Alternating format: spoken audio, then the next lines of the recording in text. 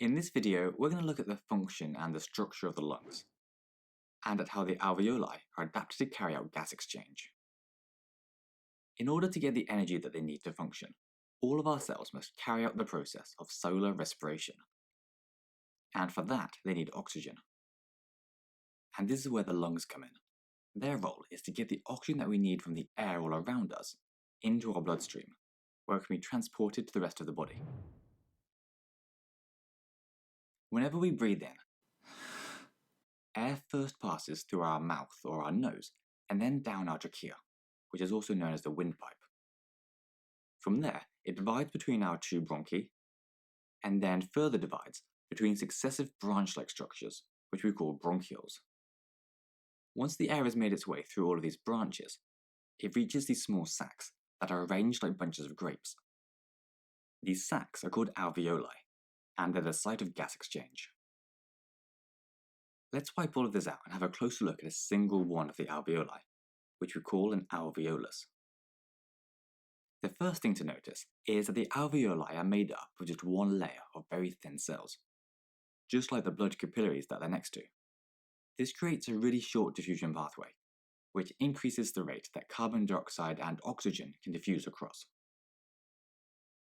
Something that you can't see very well on this picture is that alveoli have a very large surface area. This is because instead of just having one, like we see here, adults actually have hundreds of millions of alveoli, and if they were all spread out flat, they would cover half a tennis court. Another feature is that the alveolar walls are moist, which allows the gases to dissolve, and this increases their rate of diffusion. Now, the blood in the capillaries that we see here has just returned to the lungs, having passed around the body. So the hemoglobin within the red blood cells will have already given up lots of its oxygen to the tissues, meaning that there won't be much left, which is why we've shown them as being blue.